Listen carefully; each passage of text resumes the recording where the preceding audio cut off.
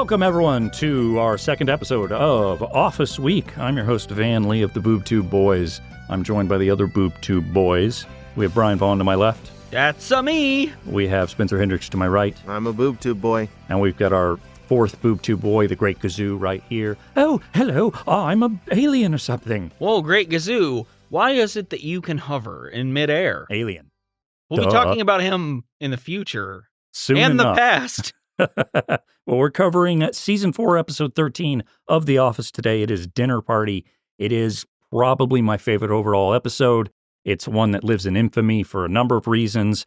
And I'll tell you right now, the writers, when they set out to write this episode, basically codenamed it Wolf, because this is Who's Afraid of Virginia Woolf, but with the Office characters. I'm glad you brought that up because I was going to. Just the breakdown of a couple that shouldn't be together. It's truly incredible. It is maybe what I consider the last Hall of Fame episode of The Office. I think there might be a couple more, like that weight loss episode is really good. Like, it's a two-parter, right, It is Spencer? a two-parter, because I thought about that one too, if we needed a Season 5 range one. Mm-hmm. But this is the last one that I think of as like, oh boy, like top 5 for me. And there were really a lot of things culminating with this episode because the writer's strike of 2007 and 2008 happened right before this episode was set to film, to do basically production for it.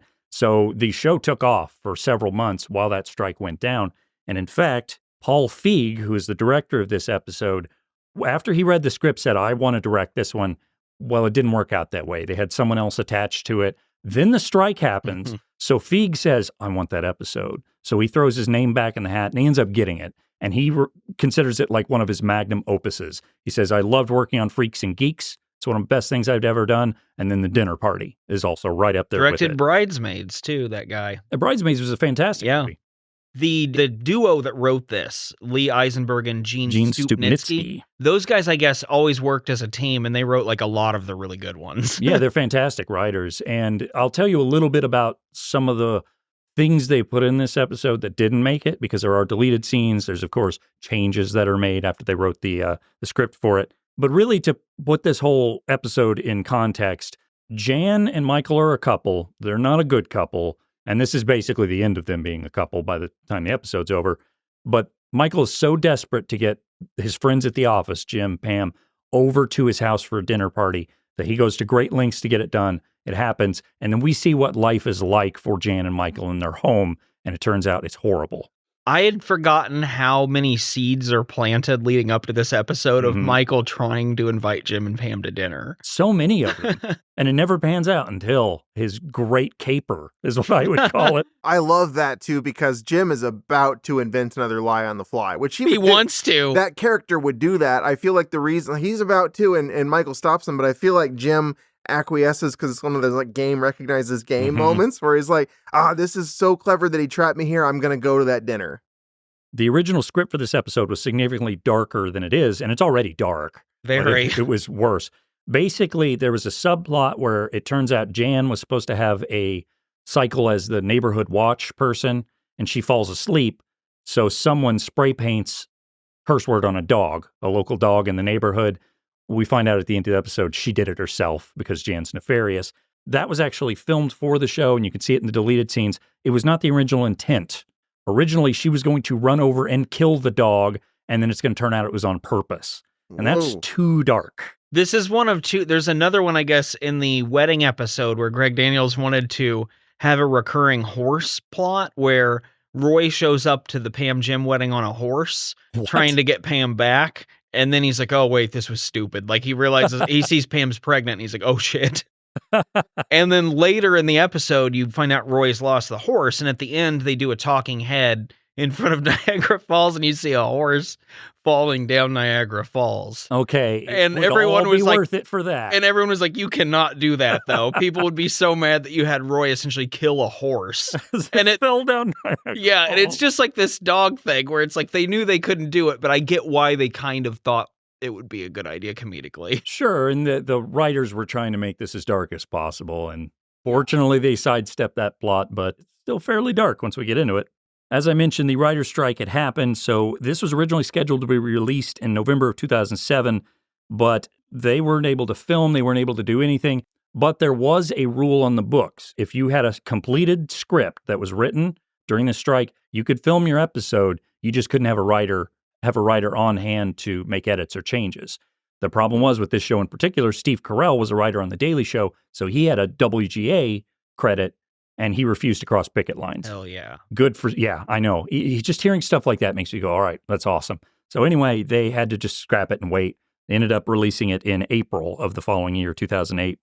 Oh, and by the way, congratulations to both the writers as well as the actors for signing their new deal here in 2023. That news has just come out as we're recording this. Yeah, it took a long time. Sure hope they've got enough protections against the AI bullshit. Nope. Because that's going to fuck everybody over who is a creative person. There is never enough protection. Fucking Elon Musk over there like, I'm so creative. AI, type. It's the same thing as everything. That could even be a useful technology for creative people to take care of stuff that's busy work. But it won't be. But it will be used by the richest people in the world who are the worst people in the world. To eliminate the creative people doing stuff. So they have to go do mindless work. At machine. Offices like this. That's how it all ties in together. And the next thing you know, we're getting invited to dinner parties that are scary.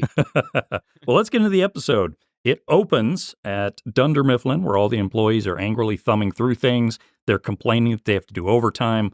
Michael, who's also complaining, asks Jim if he had any plans tonight. It's like, hey, you have any plans? Even though it's just such a Michael thing. Fucking trap. And then Jim goes, no, obviously we have to work. So Michael, I'm so mad about this. I cannot stand that we have to do this overtime on a Friday, so I'm going to call corporate. So he storms his way into his office and screams a conversation on the phone. And it's very clear this is all a ruse. It's so lazy. It is excellent. In our last episode, I mentioned his pause in that Toby conversation was perfect. Steve Carell's carelessness in this excuse making, perfect. Oh, it's flawless. One of my favorite things is he goes, this is Michael Scott, Scranton, as if they wouldn't fucking know at corporate. And then he also has, well, we don't want to work. Well, Michael comes out after this phone call, no time at all, hangs up the phone, walks out. He's got a smug look on his face, and he says, we can all go home, go enjoy your Friday. I took care of it. Also getting to play the hero for a scenario he made up. He says, you know what, Jim, we should celebrate. Why don't you and Pam come over for dinner? And Jim starts to protest. His mouth opens, his eyes gloss over. He's going to have an excuse ready. And Michael interrupts him and says, but you already said you don't have anything going on. And so, like you said, Spencer, he just kind of nods and he agrees. Checkmate. There's a talking head segment, and Jim says, you know, I'm starting to wonder if the whole corporate thing wasn't real. Michael does end up inviting Andy and Angela as well, but he tells Dwight can't come because it's couples only, and also we only have 6 wine glasses.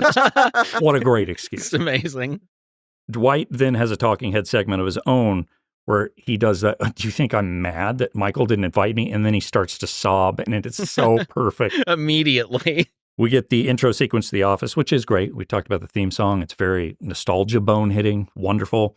And after that, we're at Michael's condo, and that's where we'll spend almost all of this episode. Just like the play, that the movie they codenamed this episode.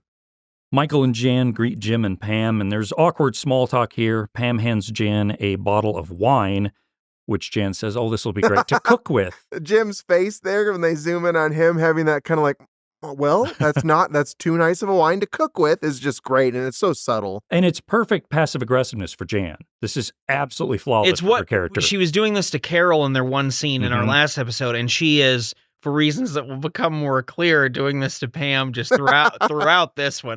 Oh, this episode is so punishing. You know, The Office, I would never really compare too much to Arrested Development, but this is Arrested Development episode, and that is shit just woven in throughout the whole thing. And there's like a little bit of a horror movie feel to it, and it's shot darker also than like any of the episodes ever are in their artificial light of The Office. Well, and plus I said that the lack of sound and background noise is comforting normally, and this one, it is not. Disquieting. I had a hard time even being able to look at most of this episode because it made me so uncomfortable. Well, everyone decides to do the tour of the condo first. They all pass by that Andy Warhol painting of, I believe it's Marilyn Monroe. It's 4 different color palettes of it, except it's Jan, which again is so perfect for her character. Jan shows off both her office and her workspace, 2 different rooms. And it's the latter where everyone is just blasted with the smell of 1,000 candles as we see Serenity by Jan. It's her candle making business. Michael does a whole bunch of James Bond noises before eventually just saying, Michael Scarn, doing finger guns. The stuff that Steve Carell does in the margins where he does like lazy impersonations of pop culture things and then just says stuff at the end. Again, really accurate to a guy like this. Well, Tim Allen did it in that Home Improvement episode Yeah. where instead of doing something as James Bond, he says Bond, James Bond as James Bond. And that was played straight as this is the joke. And by the way, this episode is considered by a lot of the actors to be, and the writers and producers, to be the episode that has the most improv of this series. I think John Krasinski once said that 90% of The Office is scripted. They say 90% of the lines as it's written. This one, however, because they were getting back from the strike, everybody was rusty, having a No little fun with each supervising other. writer like you mentioned too. They just went to town with it. And most of the improv is so good. It's fantastic. It's because of that also that in that book, it was mentioned that this is one where no one could keep a straight face. Like there were a lot of things, a couple of as yet to be unmentioned Steve Carell moments where people just could not keep it together. And, you know, I've been on the record by saying I love blooper reels. The Office's blooper reels are some of the best. Yeah. And particularly this episode. Go watch that on YouTube. Pretty They're heads available. and shoulders above similar sitcom ones because, well, it's a lot of people who do have some improv background. The next stop on the tour is the master bedroom, where Michael has likely intentionally forgotten to put away the video camera, which is on a tripod located next to the bed. Another really good unspoken Jim face there where he doesn't say anything, but he looks at it. And this is after the tour of the house has been 2 rooms that are both Jan's. And Jan sheepishly puts the camera away before she gives Michael a little spank, which is just a great little extra there. And they've already started calling each other babe back and forth Constantly. And there are like 50 pillows on the bed. That's a very Jan kind of bed. Mm-hmm. But Pam notices a tiny bench at the foot of the bed, and Michael reveals that's where he sleeps. That's his actual bed, and he just hoists himself onto it. And Steve Carell's not big. He's 5'9". He's a little guy. Average he does guy. not he does not fit on this bed at all. He's like curled up on it. And when they filmed this scene, Paul Feig said, when you're editing it, I want you to linger as long as you can before the actors break. And it's too long of a linger, but it's great. This is one of the scenes they had to do a couple times because of that too. That both things, the Steve Carell obediently curling up really fast on that thing, and then Melora Hardin being like, see, he likes it. Like that reaction to it. It's so funny. I thought that scene would have played out as a normal thing that you would actually go and laugh at, assuming it was all a joke. Like Right. him saying his line very, very smoothly and charmingly, like, oh, she's got space issues. That's where I sleep. That could be like, ha, ha, ha, husband-wife dynamic, and then you leave the room and continue with the tour if it were a normal setting. But then he flops himself on there. It just keeps going, and you can tell it's not a joke. So now we know basically all the rooms in the house belong to Jan, and there's a camera, which it's kind of implied more and more as the show goes on that Michael is the one being used sexually. Oh, yeah. There's at one point, Michael says something like, you know, sometimes we have a safe word and Jan pretends not to hear me. Yeah, that becomes another, I would say, kind of unique element of their relationship. Because it's also dark. Yeah. Like, that's a bad thing to do, people. And they toss that in there. Now, back downstairs, Michael gets the opportunity to show off his prized possession. It is a fancy in air quotes, plasma screen TV, which is maybe 14 inches. This is still so funny to me. It is mounted to the wall, and Michael reveals he mounted it himself. And he does this whole bit about, you know, watch this. If you've got too many people in the room, you need more space. Boom. And he pushes it into the wall, and it doesn't even move. It's It like an barely inch, flinches. maybe. And this is the one that they all broke. They could not get through the scene. It's visually just perfect because it has nowhere to go, and it's already nothing. It's so tiny. In some of the bloopers, you get Jim in the background giggling, like schoolgirl high-pitched giggling because he can't hold it in. The scene that they do leave, Jim is just barely suppressing it. He's got like a little smirk on his face the entire time. Michael also shows off a table that he built that is utterly absurd to look at. It's like 7 feet tall. It's 4 pieces of wood that are just hammered together randomly. It is like a child made this. I think you guys could make a better table. I really do. Jim's impressed by all of this. He says, I'm terrible at building tables. I don't do any of this stuff well. Pam reiterates the point and says, yeah, when I asked Jim to set up my TiVo, which is a thing I haven't thought about in a while. This was 2007. She said, I didn't have audio for a week. So Michael says, well, you never need help with that stuff. I'm just a phone call away. And Jan kind of nods and goes, yeah, I'm sure you are. And just glares at Pam. Oh, it's so good. The look from Pam here is great, too, because she continues to be just so confused, rightfully. And we also see Chekhov's Dundee over here. proudly on a stand being displayed. Jan says, I allowed Michael to have either the Dundies or the beer sign. He chose the Dundies, and here they are. That's why they're being displayed. Also, Chekhov's beer sign. Yeah, Chekhov's St. Pauli girl beer sign. The doorbell rings, and Andy and Angela have arrived. Andy's holding this just massive bouquet of flowers. And the prop was funny, of course, because it's huge and out of place. But it was done for a practical reason. Angela Kinsey was pregnant. Ah. And it's been months since they were filming and everything, so they obviously didn't write it in. They had to just put stuff in front of her to hide the belly. So every scene you see her in, she's behind something or in a big overcoat.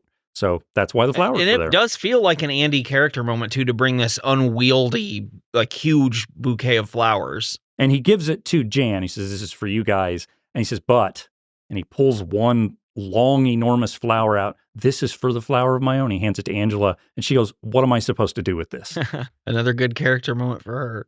Oh, and Andy says tuna about 1,000 Made times. me laugh because I forgot that was his nickname for Big Jim. tuna. And he just immediately greets him casually. And then the thing he says to Pam, like, bet you're sick of tuna. You probably have tuna every night. Just a dumb little throwaway line. And I just forgotten how much I liked Andy. It is really fun. And this is a year and a half after he started calling him that. Like, he shouldn't buy it. They've moved cities. And it was just because Jim had a tuna sandwich once, Yeah. right?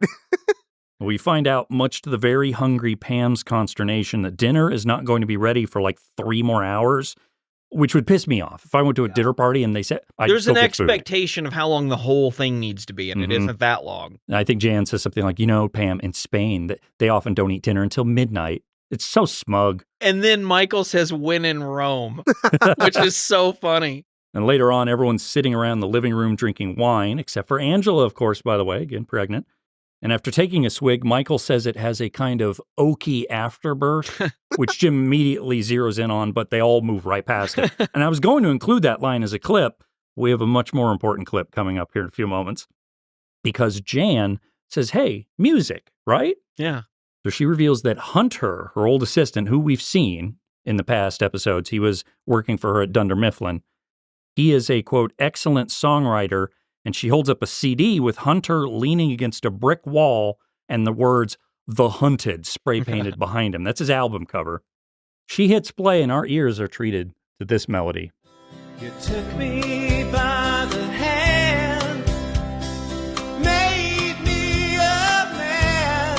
That one night, you made everything all right. I mean, there's a lot of absolutely fan-fucking-tastic stuff going on in this song. It is majestic. The song itself is utterly amazing, but also Jan is dancing by herself and a little out of time, and which Melora Hardin came out later and said, like, yeah, no, I danced a little off just because I thought it'd be funny. This is a sort of thing I've witnessed in real time with people I've been with. Interesting. Yeah. I think she just kills this. Well, she walks over to Jim and grabs his hand to dance with him. It's so hard to watch. He doesn't get up. He just kind of like gives her a look, and she does like the twirl under his arm while he's sitting the whole time. All of them are seated but her. Mhm. It makes it so hard to watch. This was improv, and Melora Hardin saved it for the take. She said during the practice runs, she didn't touch him, but she was like, I've got to do this to get a good reaction out of him. And the reaction is perfect. The dance is perfect. It's hilarious. The episode is also really slowly getting unbearable in that way. Like it started off where it's going down a little easier, then it's a little scrapier, and by now it's just like, what hell awaits us next? The song, That One Night, was written by Stupnitsky and Eisenberg, the writers, but it was performed by Todd Fancy, who's the guitarist for the new Pornography. Who rule? Which is interesting. I had no idea, but now I can hear it when I hear his voice. And actually, Fancy was asked to do it because he knew some executive or whatever. He went and recorded a acoustic version, which is actually the one we hear, sent it to them, and they said, well, can you record a polished version? So we rented a studio. And this was while they were on tour. He had to rent a studio at a different city. With session musicians and perform this polished version of the song, which he made. And then they said, we're going to go with the original one anyway. Yeah, which he had argued. He was like, well, this kid would make a demo. Yeah. Like one in his room. He wouldn't. The other thing I'd like to mention about Hunter, the assistant, real quick that's great is, again, he's like Jan's like bimbo receptionist. It's like, again, she's playing. It's a gender switch from what we're used to seeing. Yeah, she's like a Don Draper type. And by the way, that more polished version has seen the light of day. There's a Rolling Stone article that's called The Oral History of the Dinner Party, and they talk to Stupnitsky and Eisenberg and Malora Hardin, Jim Krasinski, and everybody in the cast about making this episode. It is a fantastic read. Go check it out. And they got the polished version of the song from Hot Fancy, and they play it there, so you can actually hear Oh, that's cool. And there are more lyrics, by the way. And we'll hear that song again later. Everyone is just kind of mean to Pam for a moment, which is warranted, because again, I don't really like Pam. But it is funny because they do it while she's right there. They talk about her as if she's not in front of her, but she is. And she has a talking head segment in the bathroom where she's like, I don't really care what they're saying. I'm just hungry. And I understand that's a strange thing to have at a dinner party. A little later, everyone is playing Celebrity, which is basically charades, but you give them a guess. Yeah, the celebrities' They names. aren't doing a very good job of the spirit of charades. Oh, they're terrible at it. This scene is really good. Except Jim is derailing it because Jim's snarky and cool. Jim does what he does. Yeah. But I think this is very realistic because we play party games. We love playing games like that. And we've played with people who are bad at it. And they act like these actors do. Yes, they do. I was going to point that out too. Michael in particular, his methods of trying to get someone to guess while outsized, but yeah, the just rhyming and just saying what it is. The Arnold Schwarzenegger. and Jim, I think, is one that's not really a rhyme. I swear, if you play these sorts of games just with people who don't like this sort of thing or aren't used to it, this is what happens. Mm-hmm. But the funny thing is, Michael, of course, is someone who aspires to being a creative, like almost an actor at times. He takes improv classes. Yeah, he thinks he's doing an amazing job. My favorite part in all of this is Michael gets a little too into it and he goes, my turn, my turn. And Jan goes, whoa, babe, can you just like chill out a little bit? It's too much. I do the my turn clapping thing to Katie, the girlfriend, all the time. She hates it. I like that. And it is obnoxious, but this is coming right after Jan does the dance around the room and grabs Jim's hand. And she's like, you're being obnoxious. It's just, again, they so clearly hate each other. Jim tries a Hail Mary move here. He pretends he received a message from his landlord saying his apartment flooded and he needs to leave with Pam. Like, hey, we see what the damage is. Michael goes, well, you don't both need to go, do you? And Jim takes a moment here, mulls it over in his brain, and chooses the wrong option because he goes, you're right, Pam, I'll see you at home. I love that, though. That's that. It plays into what you were saying, where Jim is definitely not always trying. He's not necessarily a Jim being a good guy. Yeah, at Pam's, you're not going to leave this party here all by itself response is really funny, too, because in a room full of self-aware people, everyone would know what she means. But we're in a room full of Michael, Jan, and Andy and Angela. Jim ends up staying, so the scene transitions, and then everyone is just sitting there quietly.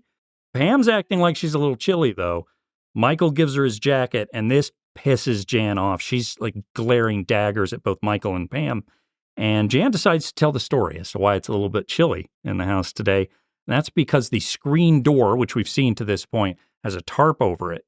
And she goes, you know what, it's a funny story. Michael, do you want to tell that story? Michael goes, I don't really like that story, babe. But Jan tells it anyway. It turns out Michael plowed through the glass door because he thought he heard the ice cream truck, which they're all laughing at, Michael and Jan in particular, but you can tell it's a mean laughter. And Michael says, that door was so clean, I didn't even know it was there.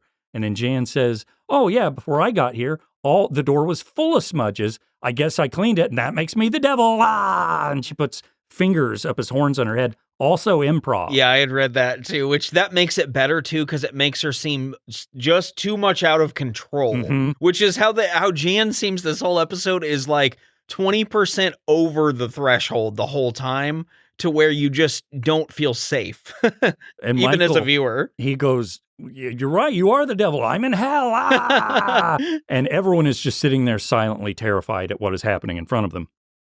Pam says, I think I'm going to get more wine. And she gets up to go to the kitchen. And Jan, she's had enough. She says, you know what? Fuck it. Girls trip. Angela to the kitchen. So they all storm in there. She checks the roast or whatever it is they're cooking and goes, not even close, which is obviously upsetting Pam. And we find out here why Jan has all this animosity towards Pam. She says, oh, Michael told me about when you dated. And Pam's just like, yeah. What? Wait, what? She stammers her way disgustedly through I have never, will never, ever, under any circumstance, ever dated or done anything resembling date Michael. But Angela dog piles on and she goes, I've seen the way you look, Michael. The guys are over in Michael's garage where we now see all the dumb shit he buys off of late night infomercials. We get a chair that's shaped like a hand. We've got a Bowflex, which is right next to a Solo Flex, because these are things he never uses. There's plastic on them, but he always buys them. Love it. When they enter the garage, he also says, this is where I spend most of my time. And it's this cramped, full garage. Michael does pitch a small $10,000 investment opportunity to buy into Serenity by Jan, which Andy immediately says, done it, I'm in. Thought about it, I'm in. That made me laugh, too. I'd forgotten that he does that right away. And then Jim has the sensible language is, what are you doing? Are you trying to sell us on your girlfriend's business? And Michael's, you're right, I'm sorry.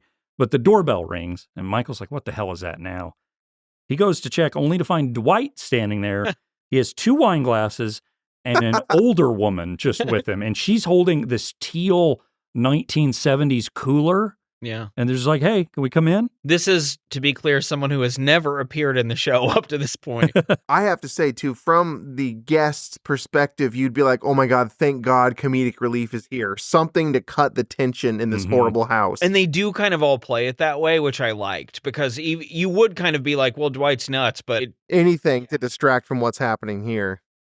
Jan questions Dwight being here, and Michael says, you know what, Jan? Dwight is my friend. And you said he couldn't come because we didn't have the wine glasses and because it was a couples only. And look, here he is with wine glasses and a person. And it's a perfect line read. Jan and Michael get into a legendary argument here. And this is one of the greatest moments, I think, in this show. And a lot of it is improv. I'll tell you about it, but let's listen in. Fine. Whatever you want. Just like always. Whatever you want. Whatever I want. It's never whatever I want. When I wanted to see Stomp and you wanted to see Wicked, what did we see? We saw... When I said that I wanted to have kids and you said that you wanted me to have a vasectomy, what did I do? And then when you said that you might want to have kids and I wasn't so sure, who had the vasectomy reversed? And then when you said you definitely didn't want to have kids, who had it reversed back? Snip, snap, snip, snap, snip, snap. I did. Okay. You've no idea the physical toll the 3 vasectomies have on a person. Now, initially, when filming this scene, they did it a couple of times. It's too dark. Again, like the theme of this episode. So the director, I think Paul Feig, went over to Steve Carell and said, we need something. We need to spruce this up, make it a little more fun. That's where snip, snap, snip, snap, snip, snap. Yeah. That was complete improv. And Jan throws her hands up at the end of this. She says, fine, let's bring a kid into this horrible world. And Michael, being Michael, goes, really? You really want to have a kid? Perfect Michael perfect moment. Twist. After this moment where it's clear they just are, it's just a scorched earth nightmare, their whole relationship. She says that clearly sarcastically, and he wants it still. Yeah, he's like, no, that's what I want. I got what I wanted. Let's go with the result. Even though we all know this relationship is bad. Finally, it's dinner time, though. Dwight is eating a whole turkey leg, and he's got a glass of wine, and this is a good touch. Dwight doesn't drink wine, so he's got a wine glass in front of him, and it's full to the brim. You don't do that with wine, and it's a perfect character trait that's just off to the side. And you have to assume all this was in that cooler thing that they came in with? The weird turkey green leg thing. Yeah. Mm-hmm. Dwight offers Angela some beet salad because, of course, they're not together anymore. Angela's with Andy. And Angela says, I'd rather vomit. Michael leans into Pam, though, and whispers that I can't prove anything, but I hope Jan doesn't poison the food because I think she's poisoning me. And Pam has a thing where she says, look, I know Jan didn't poison the food. That is an irrational thing to think. But if she was going to poison the food, who would she poison? Michael's jilted ex-lover? The scary thing about this, too, is like, this is a comedy show, but the look on Steve Carell's face when he says the poison thing and everything, and the kind of understanding of someone in a relationship like that, you don't know anymore, like what the person can do. And Jan, when she has the to the camera moment and says that, and she's finally acknowledging, playing along with what Jan sees her in, where she's like, it would be me, his lover. The way she says it there is perfect. Well, the food's here.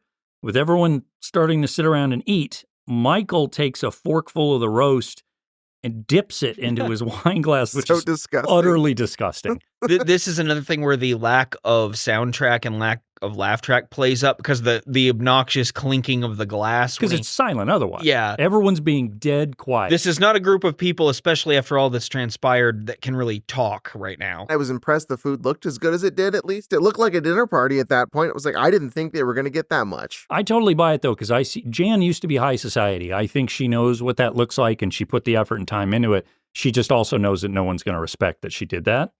Jan watches Michael dip his food into his wine, and she's doing the whole stare daggers thing, and she says, hey, babe, how about you don't do that?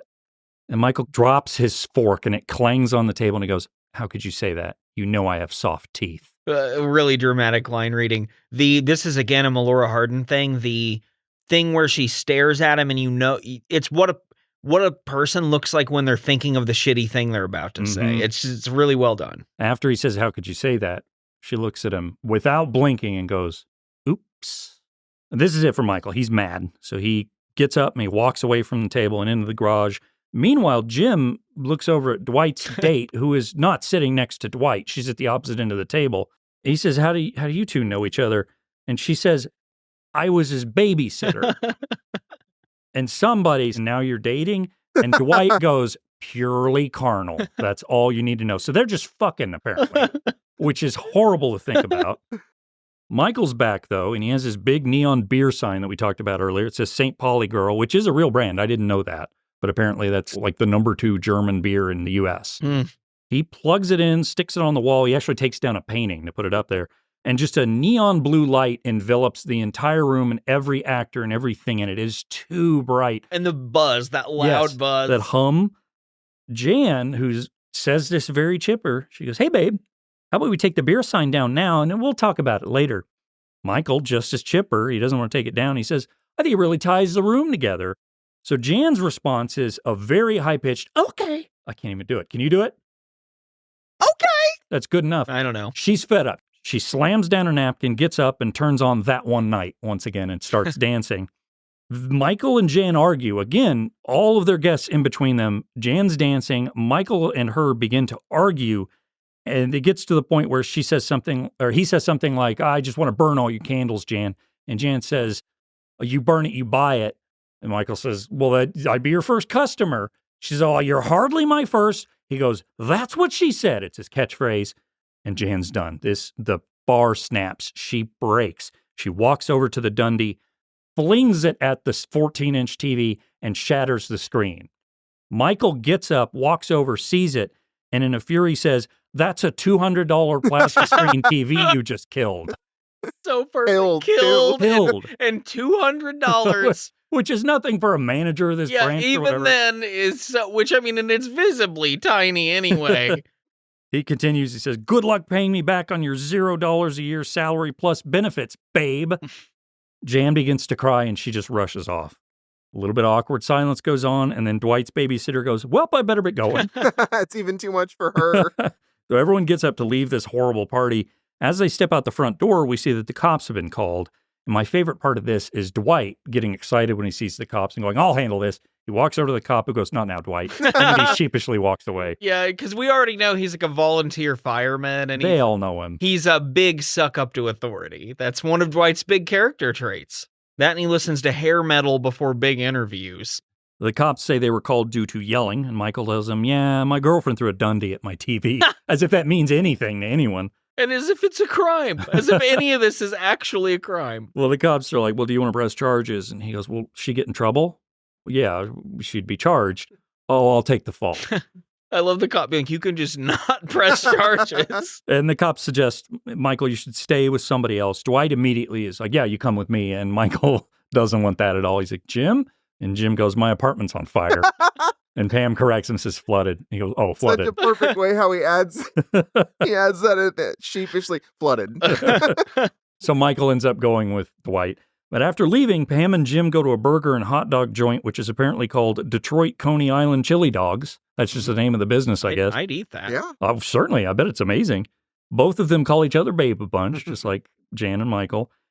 And Jim reveals he's done something horrible. Also something I, too, would have done at that party. Yeah, I would have. This would have been my goal the second I knew it was possible. He reveals he's stolen Hunter's CD. The Hunted is in his possession. puts it in the car stereo, and the rest of the episode features That One Night playing over it. Real quick on the prior time That One Night was playing, whenever Jan's using it as a form of rebellion against Michael the second time, one thing I meant to mention earlier that I think is so funny is the song is very, very clearly written because About she her. took this boy's virginity. Yeah.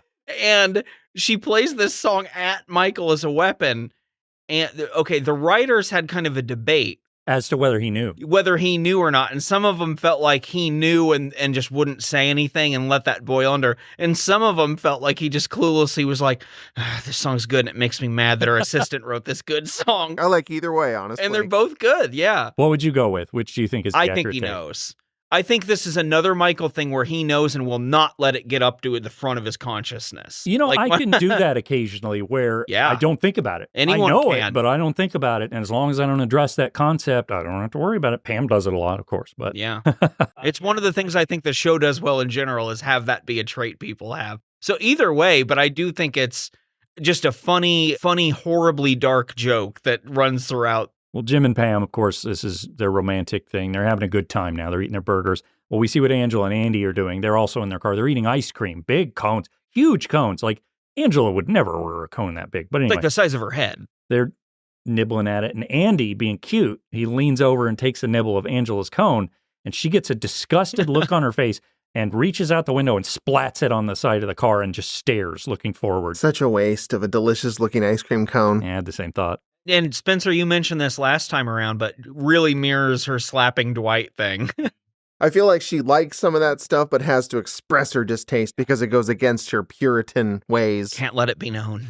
One of the jokes I always make with Katie is that she also wears clothes made for colonial dolls because that's an Angela joke. She can only buy clothes there because she's so little.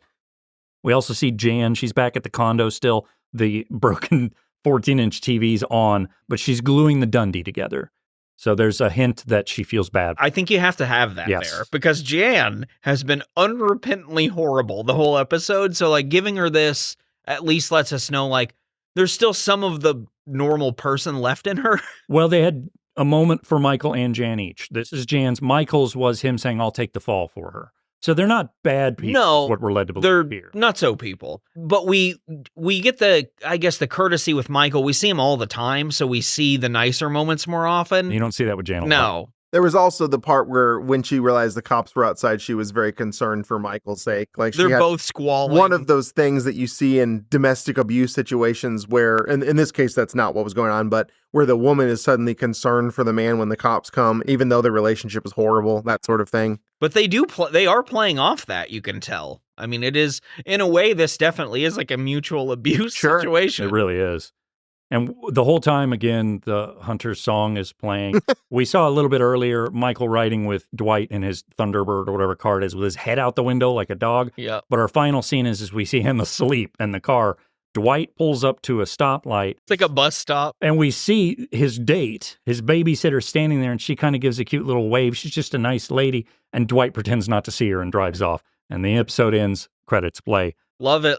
Love it. It's got everything. It goes by real fast. It is both real. This is when people strive for the cringe comedy thing, this is what you want. It's both awkward and funny. Sometimes that sort of comedy can just be awkward or be too obviously slapsticky or something. Prank shows. A lot of people Yeah. like that. What is it, like super individual prankers or whatever it's called? Yeah. Can't stand that show because that's what it is. It's I just too awkward. hate watching super individual prankers.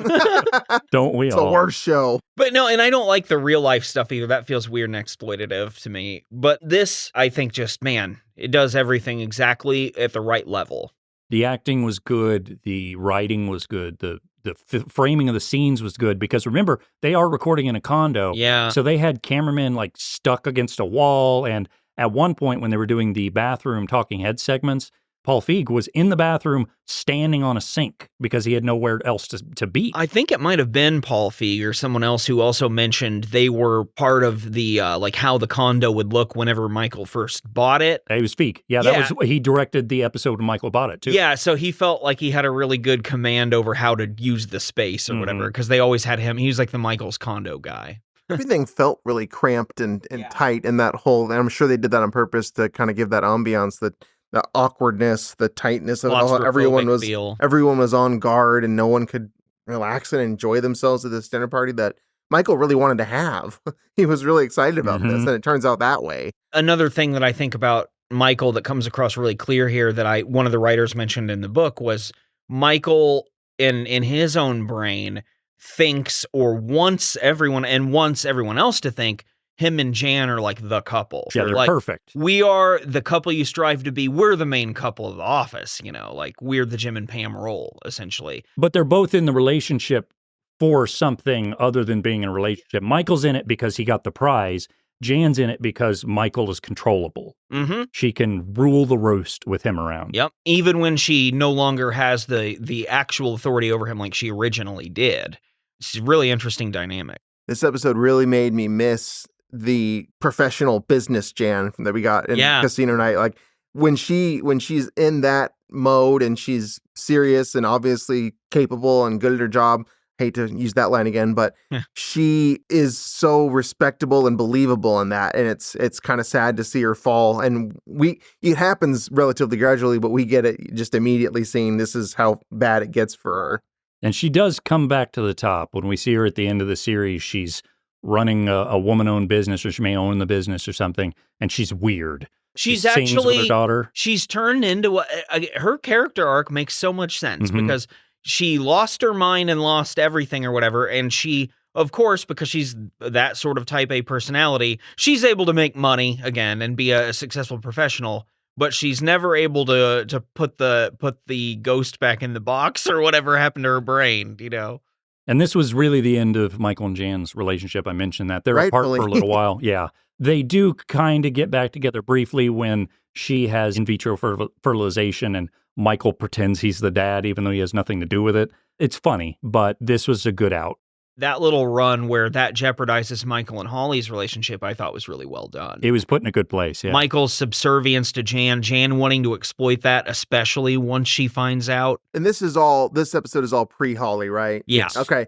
So I remember at that age when I was watching that, when Michael was really falling for Holly, I remember my mindset then being like, he should try to fix things with Jan, not worry about Holly. Interesting. No, I'm not saying it's totally wrong. It's very clearly what he and Jen have it's not going to work no matter what anyone does. I want to touch on that real quick. That's a point that I think is really salient is when I was younger, I just thought that more. If you're in a relationship, you just keep being in it. Yeah. You just keep, even though it's the worst thing in the whole world. And so like I had a little bit of that impulse too of like, oh, you got to make it work. I think that's also, we all grew up in the Midwest. I think it's a very Midwestern thing that to break up with someone is inherently bad. It is not. Well, we're told from day one that divorce is evil by people who have 4 divorces, and they're like, but God is with me. And also the idea that a legal designation changes it in terms of like its morality in that sense. If you love the person you're with them, you are or aren't. Well, that's going to do it for this episode of The Office Week. We have one more coming up, and Spencer's going to be handling Season 7, Episode 24, Dwight Schrute, something acting manager. Dwight K. Schrute, acting manager. That's the one. And basically, Michael Scott has left the show. We had Will Ferrell show up for a little bit. He goes into a coma.